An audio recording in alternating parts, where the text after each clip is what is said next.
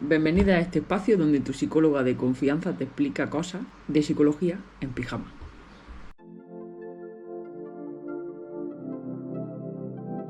Hola, ¿qué tal? Soy Judy Calderón y soy psicóloga general sanitaria. Hoy vamos a hablar del duelo. Pero como este vídeo no me sale de corrido y me caliento mucho la cabeza con este tipo de vídeos, Carmen, por favor, Carmen, me va a echar una mano, ¿vale? Vale, primera pregunta. ¿Qué es el duelo? Bueno, vamos a partir de la base de que la sociedad, el conjunto de seres humanos que nos rodea, lo hago específico, es un poco tanatofóbica. Tanatofóbica, ¿qué quiere decir? Que siente miedo o incomodidad ante el duelo. Esto es la definición básica de tanatofobia. ¿Qué pasa? Que no somos conscientes de la muerte o de que nos vamos a morir hasta que una persona cercana se muere.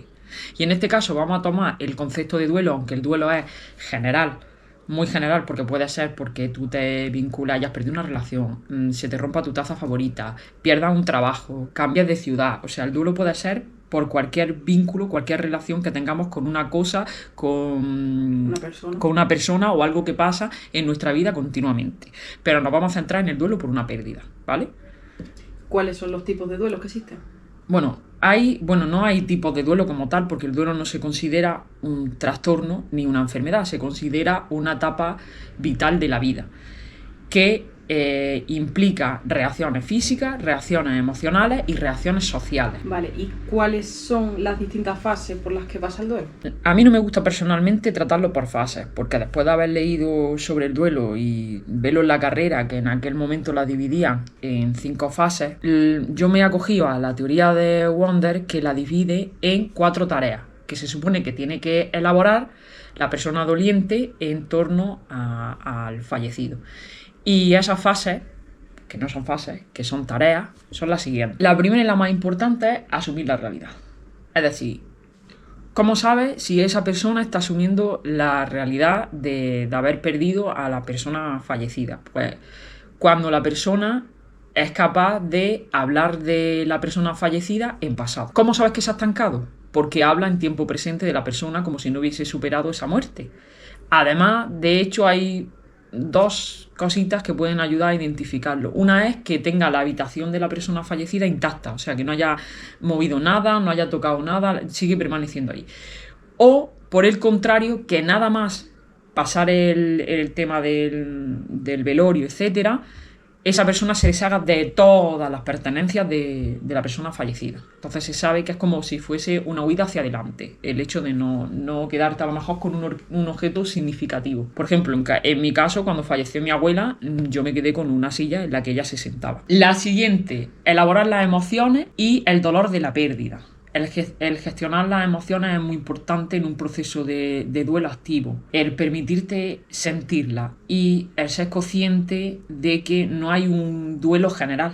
O sea, cada persona pasa por su proceso de duelo y siente unas emociones determinadas. Sí que es verdad que acompaña la tristeza, la culpa, la angustia, puedes sentir incluso desolación, el no ubicarte en este mundo si la persona que ha fallecido. Hay emociones que suelen ser comunes, pero también hay otras emociones como la ira, el enfado, etcétera, que también son factibles que ocurran. Lo importante es que entendáis que cada persona vive su duelo particular. De un modo diferente. Exactamente. ¿Cómo se sabe si la persona ha superado esta etapa, la de elaborar emociones y el dolor de la pérdida? Pues bueno, un ejemplo sería que tú te sientas en el sofá de tu casa con tu café y te permite sentir esa tristeza por la persona fallecida. Esa sería una buena manera, ¿no? Un ejemplo de que la persona lo ha superado. Exacto. ¿Cómo sabes que se ha estancado? Pues intentando que la persona te das cuenta que tiene su agenda repleta. Que si, por ejemplo, ha hecho su vida, ha perdido su pareja y ha hecho su vida en esa casa y sigue viviendo en esa casa, no quiere entrar en esa casa. Es decir, tiene su agenda llena por tal de no entrar a esa casa y enfrentarse al dolor que supone vivir sin esa persona en esa casa. No se permite gestionar ese dolor. Digamos, exactamente. ¿No? Y sentirlo. Y transitarlo. Porque al final el duelo viene de dolus y es dolor. O sea, el duelo implica dolor. Y hay que sentirlo para poder superarlo. La siguiente fase es adaptarse al mundo donde el fallecido o la fallecida ya no existe. Os pongo un ejemplo. Si yo, por ejemplo, la persona que fallece en mi caso, gestiona todo el tema de pues, hacer la declaración de Hacienda, renovar seguros, llevar los coches a la ITV, hacer la compra mensual en el supermercado, pues una buena señal sería que yo asumo esos roles con normalidad, aunque al principio al hacerlos me cueste porque es normal, no estás acostumbrada a tu vida en hacer esos roles, poquito a poco los voy incorporando y voy adaptando mi vida a ello, sin que me suponga un trauma. ¿Cómo sabes que no has superado esa etapa? Pues precisamente porque no te ves capaz de desempeñar esos papeles. La siguiente fase, pues bueno, recolocar al fallecido en tu mundo y seguir viviendo con ello. Es decir, recordar a la persona fallecida con nostalgia y gratitud, aunque sientas un poco de tristeza, pero sigue haciendo tu vida. Y esto implica volver a sentir ilusión por las cosas cotidianas. Que te haga ilusión quedar con tus amigos, que te haga ilusión encontrar un nuevo trabajo, que te haga ilusión apuntarte al gimnasio, si ese es tu caso. ¿Cómo sabemos que no se supera? Pues cuando no haces todo ese tipo de cosas. O sea, cuando no te vuelves a ilusionar por nada, cuando no quieres no rehacer tu vida, sino tener nuevas relaciones, conocer nueva gente, etc. Y esas serían las fases. Es importante decir que no puedes saltarte de la primera a la última, porque implica elaborar ese proceso. Es un proceso que va primero dando el pequeño paso de la primera tarea, luego la siguiente y la siguiente. Si una persona lleva un duelo mal transitado, ¿cuáles son las consecuencias? Bueno, un duelo mal transitado yo entiendo, como se conoce en psicología, por un duelo complicado, es decir, un duelo que se ha enquistado, que ¿Te bloquea? Sí, que está ahí bloqueado. Pues bueno, tienes consecuencias físicas, consecuencias psicológicas y consecuencias relacionales.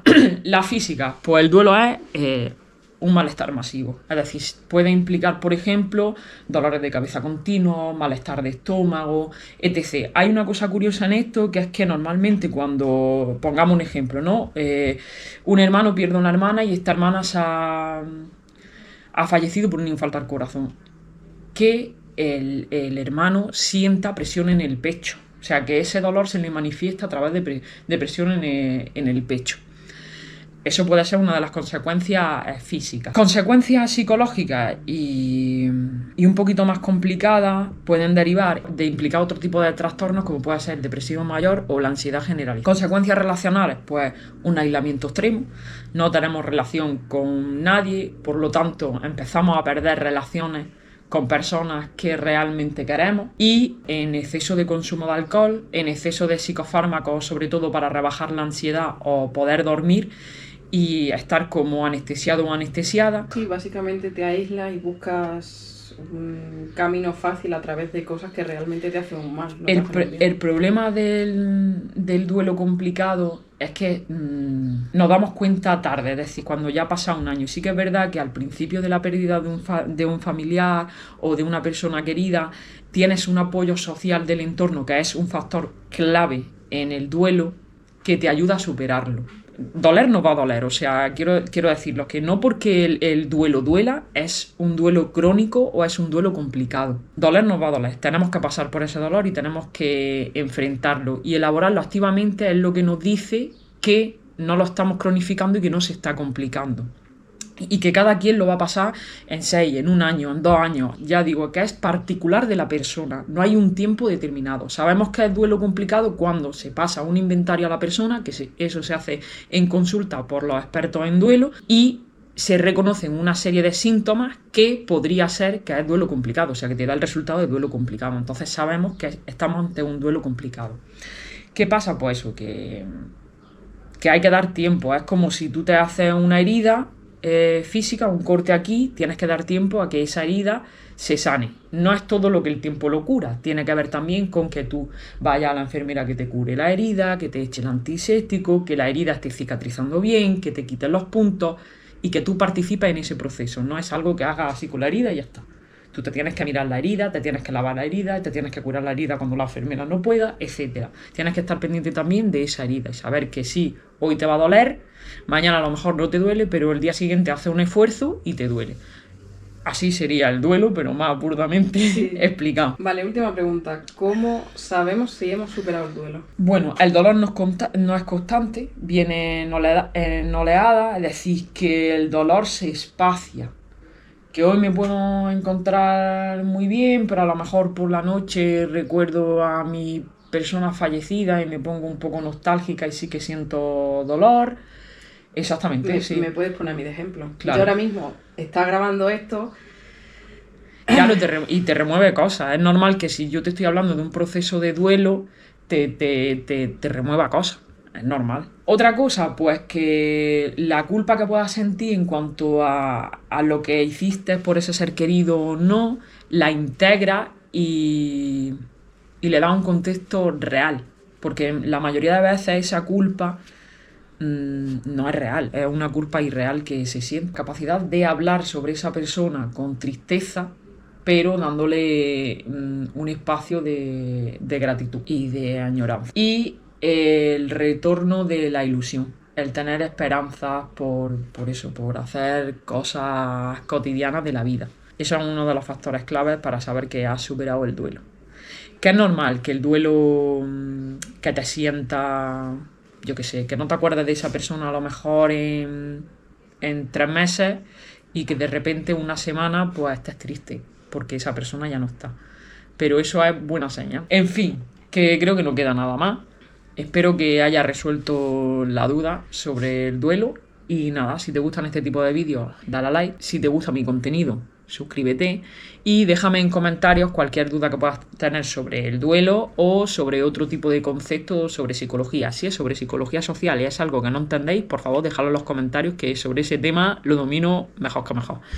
Ya está, nos vemos en el próximo vídeo. Y que si termináis llorando como yo es normal también. Chao.